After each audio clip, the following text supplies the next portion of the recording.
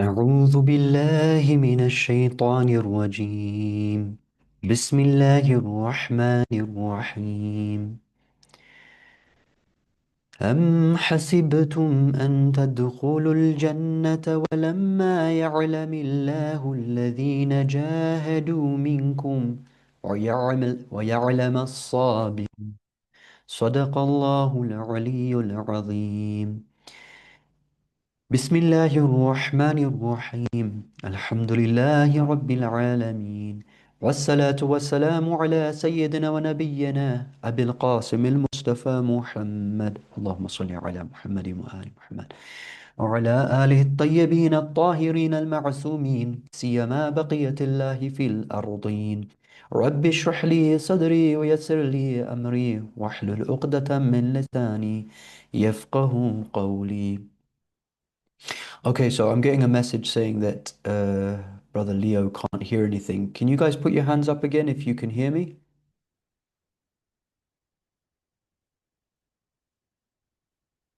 Okay, so others can hear me. Maybe it's a problem on your side. I'm not quite sure though.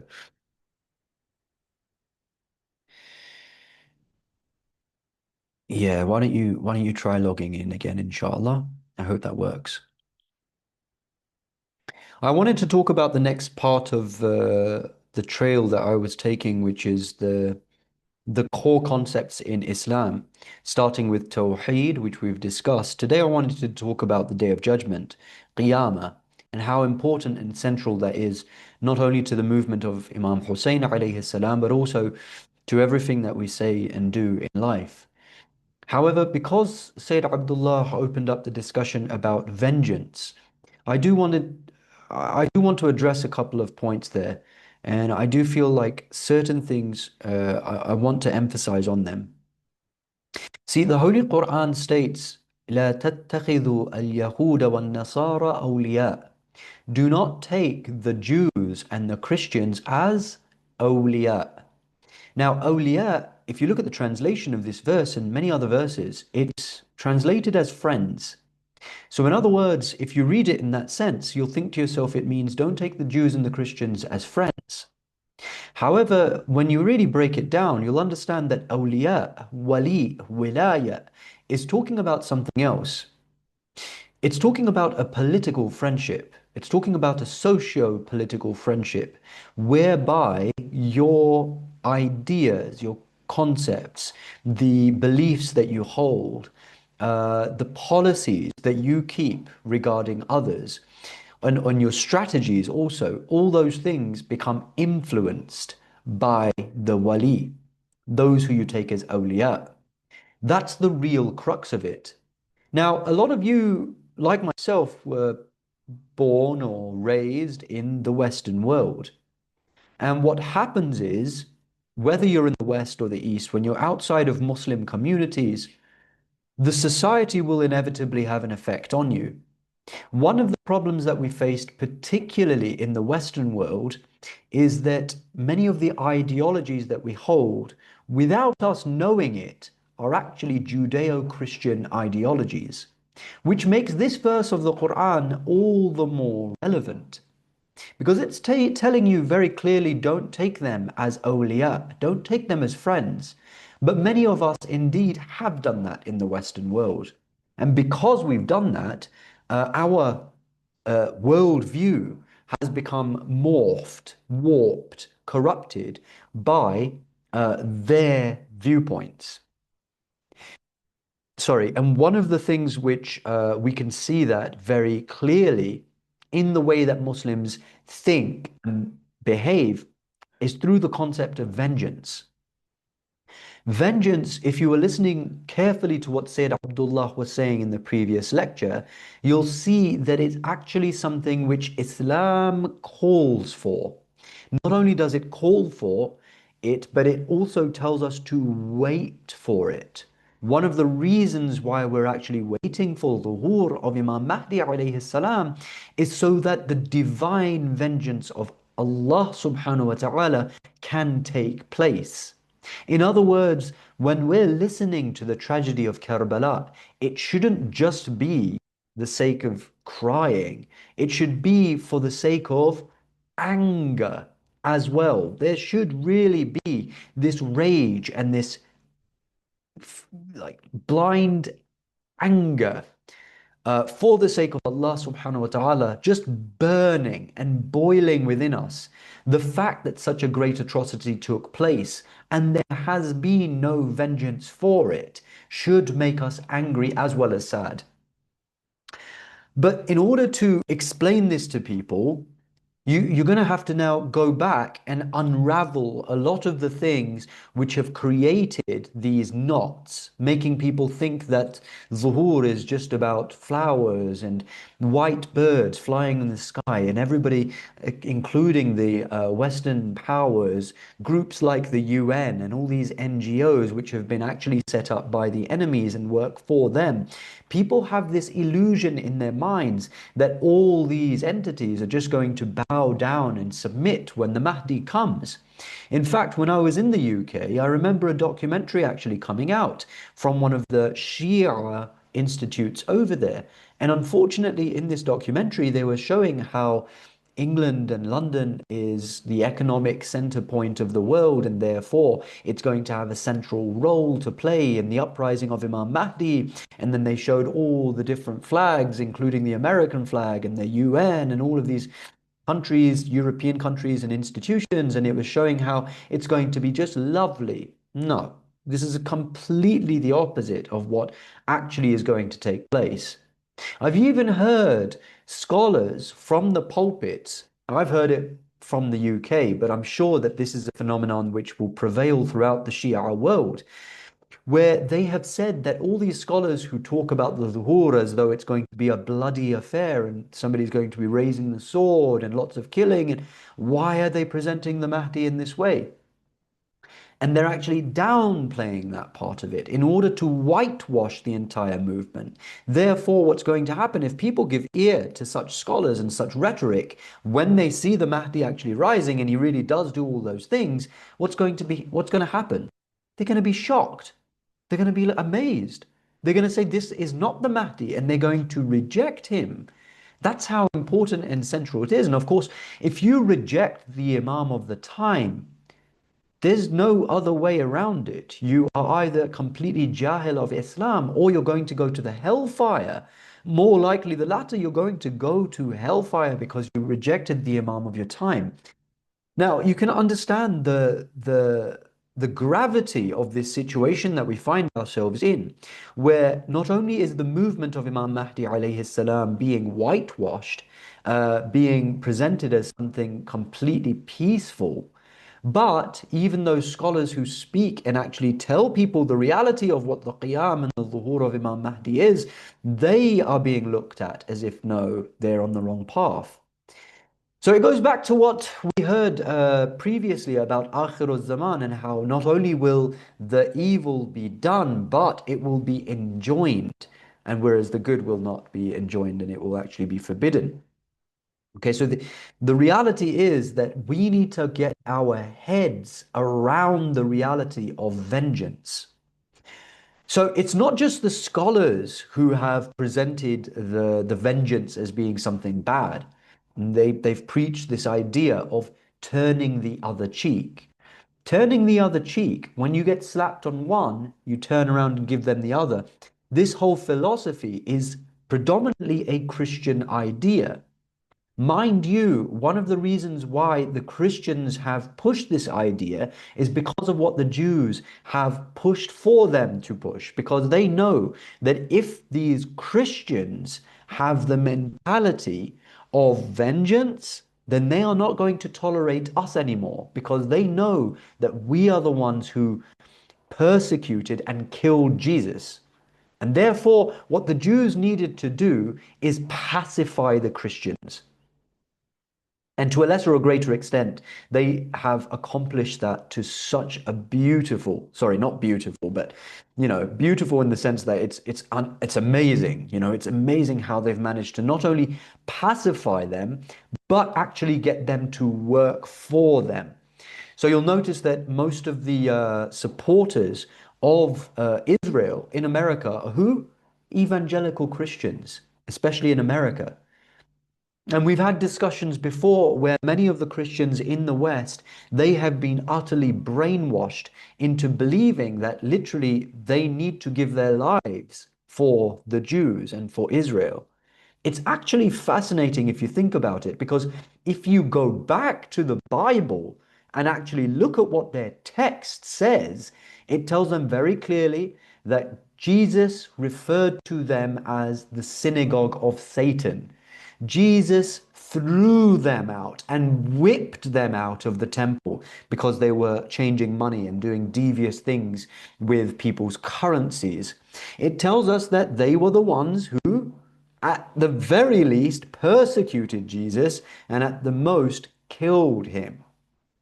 Okay, so if they have those things in their books, how is it possible, we might ask ourselves, that they have not only become passive against the Jews, but they've actually become servants of the Jews? How is it possible?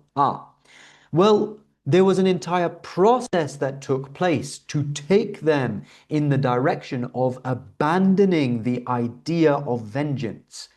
Number one. Number two, you have to understand that the same thing is being done to the Muslim world.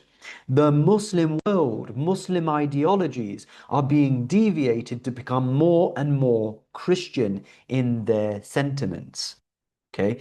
Now, one of the ways that they've done this is through the scholars and through diverting our attention from what the Quran itself says and what the hadith tell us. It's actually really fascinating. And I like to ask people out there, you brothers and sisters, how is it possible that they were able to whitewash the entire movement of Imam Mahdi alayhi salam and make many people believe that it's going to be hunky-dory when you look at the ahadith themselves, which are available and accessible to each and every one of you, when you look at those ahadith, it's nothing but killing, it's nothing but uprising, it's nothing but resistance and revolution and fighting. I mean, subhanallah. Okay, so the Quran, what does it say? In Surah Al-Isra, verse 33, you'll find it. It says, وَمَنْ قُتِلَ مَظْلُومًا, whoever is killed, and he's mazloom, he's oppressed, فَقَدْ جَعَلْنَا لِوَلِيِّهِ, and therefore, whoever's killed and they're oppressed, we have established for his wali, for his, for example, his successor, سُلْطَانًا فَلَا يُسْرِفْ. We have established for him a right, sultan, an authority. فَلَا يُسْرِفْ فِي الْقَتْلِ. Therefore, do not exceed the limits of taking life. Okay. So in this verse and other verses like it, you can see that very clearly. If somebody is killed and they are oppressed, for his wali, there is the right for taking the blood, taking the right back from them, taking vengeance essentially. See, even the word vengeance in the English language has been pushed to the point where it now has a negative connotation, right? The real word, that if we want to bring it into a modern context, we're not talking about vengeance per se, we're talking about retribution. Retribution has to take place. Now, in the Quran, in this verse, it's telling us that it's the wali, for example, the successor, the child, the one who is still on this earth, or his father, his guardian, whoever that might be. It's saying that person has every right to take vengeance, to take retribution against the one who has done the oppressing. Okay, now, if you take that verse to the context of Imam Mahdi alayhi salam, and Imam Hussain alayhi salam, who we talk about every year, it should be absolutely obvious that Imam Mahdi, his wali, the wali of Imam Hussain is the one who came before him, the Imam of the time. But in any case, he is the successor. He has every right to take the retribution. And just from contemplating on this verse alone, it should be sufficient for us to understand that we are talking about a very bloody affair when the Dhuhr takes place. And yet, if you imagine, people have completely whitewashed this concept. You might ask yourself, how is it possible that the concept has been so whitewashed? How is it possible that people out there are praying for the zuhur while we have specific hadith which say explicitly that these people are praying for zuhur, but if they knew what happens when the Mahdi comes, they wouldn't pray for it anymore? Who's praying? Shi'as are praying for Zuhur, right? Shi'as are the ones who are praying for the wali of the time to return. They're praying for the Mahdi to return. So these are hadith. If you look at them through the context of observing the Shi'as, you'll realize how deviated we've actually become from the reality of the deen. Okay, so another way that the Western world has done this is through their media. So you'll notice that through all sorts of movies, they've pushed this idea of vengeance being evil, vengeance being something bad. For example, in the Batman series, Dark Knight, but if you go to Batman Begins, you'll see that there's a character arc that Bruce Wayne has to go through in order to become Batman. One of the key turning points of him becoming Batman is to understand that he doesn't want vengeance. Right? His parents were killed, and initially he has this desire to take vengeance. But he's taught throughout the narrative that doing that is vengeance. And his love interest in the movie actually slaps him in the face. And that's seen as a very honorable thing that she does because he's got a gun in his pocket and he wanted to go and kill the kingpin. He wanted to kill the head of the crime syndicate in Gotham City. But she slaps him in the face twice, if not three times. And this in the movie is presented as her being very honorable and Bruce Wayne being dirty and dishonorable because he's trying to take vengeance against the oppressors. And then, of course, Batman becomes this hero who never kills. And again, that's seen as something honorable because he catches the criminals and he always takes them into custody or he punishes them, but he never kills them. From an Islamic perspective, this doesn't make any sense. And even from just a normal human perspective, if you look at it, it doesn't make any sense. If somebody has killed somebody else willingly, knowingly, out of greed, not desperation, but purely in order to exalt themselves in the earth, those people, as long as they remain in this world, they are going to lead to the deaths and the corruption of other people on this planet. It makes no sense to keep them alive. They should, by all means and all rights, also be killed. Okay, and this is again a theme that you find prevalent throughout superhero movies. For example, when you go to the original Spider-Man series, I haven't seen any of the new ones. I don't want to either. But the interesting thing is, when you come to a group like the Avengers, they glorify it suddenly. You know, suddenly it's a glorious thing to be the Avengers, and their entire team of superheroes is called the Avengers. It's so strange how media is able to twist and manipulate the way that we perceive what is right and what is wrong. And of course, this again is a theme that you can find throughout mainstream media narratives. But the reason why I'm highlighting it in the context of superheroes is because that image of how good and evil is presented is just so clear and distinct. Okay. That's one of the ways that they've done it. Another way that they've done it is through news. So the news, I don't know how it is in other countries, but in the UK especially, they push this idea of honor killings and how terrible honor killings are and how evil honor killings are and how barbaric they are, etc., etc. And so what it inculcates into your mind is the idea that killing someone is just wrong across the board.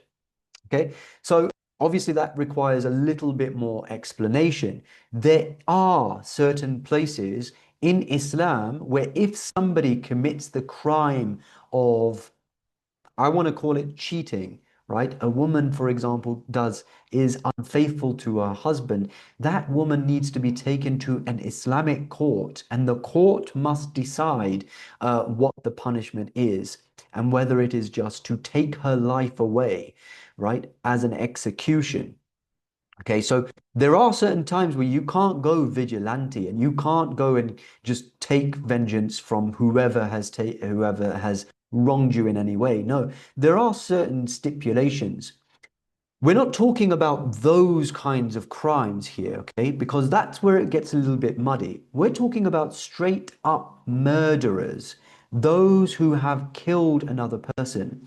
In those situations, the man, the person, the wali whose child has been killed, they have every right to go and get vengeance. And you can take this now to the context of Palestine, which today even some of our greats have described as the Karbala of today. We should be ready and willing to understand that Karbala is a living issue. There is oppression taking place across the world. There is such vast amounts of disgraceful crimes against humanity that there is no way that you can look at those videos coming out of Palestine and your heart won't tremble. Now, there's one time where you become completely broken, you become so full of sadness and sorrow that you break down crying. Now, remember that this crying is honorable. First of all, it's very honorable and it's important because the Holy Prophet has taught us that one who wakes up in the morning and is not concerned with the affairs of the Muslims is not a Muslim. So you can even go to the extent of saying that those people in your families, in your tribes, and in your communities who don't feel anything, nor do they express that feeling in any way, nor do they actually feel anything in their heart, they're not actually Muslims. They might be praying and fasting and doing all the rest of it, but because they don't feel anything for the affairs of the Muslims, they're in reality not Muslims themselves. Okay? So feeling something is actually about being Muslim. Now, when you have those feelings, those feelings are not just supposed to be there so that you cry and then you forget about them. No, they are supposed to transform those feelings into not just sorrow, but anger, divine anger. You should get yourself to a point where you are shaking like Hazrat Abbas alayhi salam when he saw that the coffin of Imam Hassan alayhi salam is being showered with arrows. Abbas alayhi salam is shaking like a leaf out of pure anger of what is happening to the Imam of his time. And let me tell you this, if you're feeling this emotional storm within you when you see the suffering of other Muslims, don't think that it is just limited to you. Don't think that the Imam of the time is not going through what you are going through, except 100 times greater. Every piece of oppression that is taking place in the world right now is hurting the Imam, is hurting the Imam of the time. You have to understand that. You really, really have to understand it. Every bullet which is killing every child out there, that is a bullet in the direction of Imam Zaman alayhi salam. Every arrow that is striking innocent people in the world, every piece of wealth which is being usurped, every piece of land which is being usurped, that is actually something which is hurting the Imam of the time more than it's hurting anyone else. Why? Because Allah has exalted the knowledge of Imam Zaman to the point where when we see something, we're just seeing that thing. Imam Zaman alayhi salam is not just seeing it, he's seeing all around it. He's feeling the pain and he's feeling the thirst of the thirsty, the hunger of the hungry. So in order to recognize what our purpose is, to conclude the discussion here, we have to first, number one, be able to disconnect ourselves from the Judeo-Christian ideologies which have zombified, pacified so many people out there, whether they're Muslims, Christians, or anything else. So that's the first thing. Learn to disconnect yourself from the way that they want us to perceive the world. The second thing is to understand how media has also played a huge role in stopping us from exacting vengeance or wanting vengeance even. The third thing is to understand that the zuhur of Imam Mahdi alayhi salam is all about vengeance. To go back to the ahadith, go back to the Quran and recognize why that vengeance is so important. Unless this world tastes of divine retribution, nothing is going to correct itself. These crimes against humanity are just going to continue on and on and on. And fourthly and finally is to understand that when you are crying for Imam Hussein, when you are remembering what took place, don't just let it stay as a piece of sadness. No, take those emotions and recognize that this is a flame that you should allow out of you. At one point, it's going to be allowed out of you, and that flame is going to burn down all the oppressors and all the tyrants throughout the planet. وصلوا على محمد وآل محمد اللهم صل على محمد وآل محمد وسيعلم الذين ظلموا أي منقلب ينقلبون. Okay, so dear brothers and sisters, if you do have any questions for today or from yesterday, please do feel free to ask them. بسم الله الرحمن الرحيم يا حسين.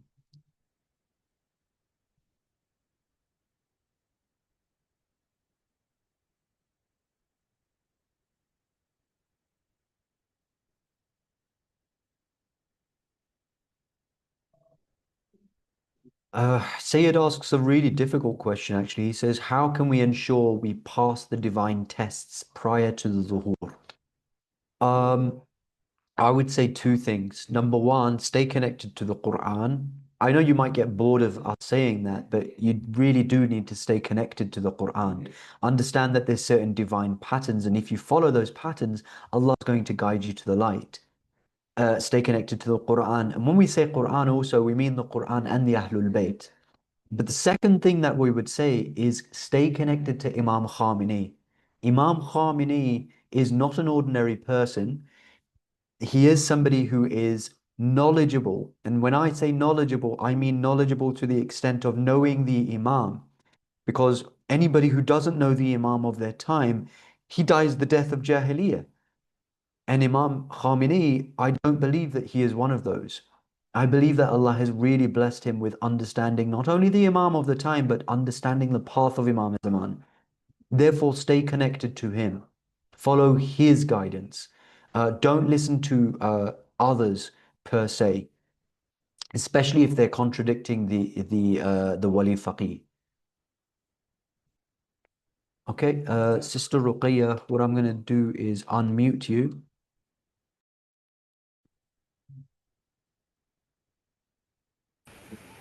Salam, can you hear me?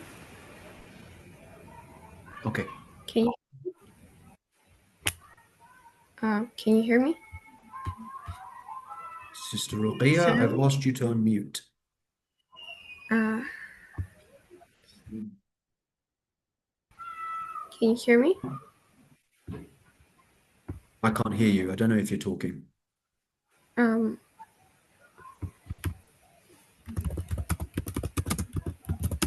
Oh, so I can't hear you for some reason.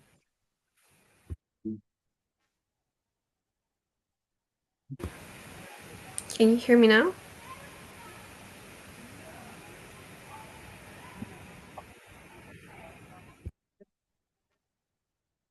Is there a volume button somewhere or something that I'm supposed to press?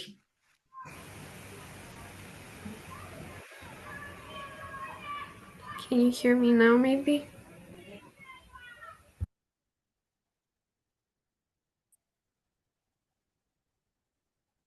I'm very sorry, sister, but I can't hear you at all.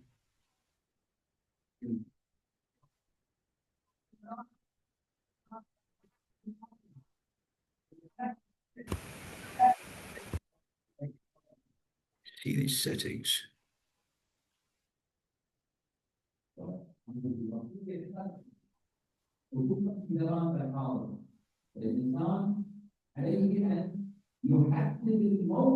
it's no good. I'm very sorry, sister. Can you hear me now, maybe?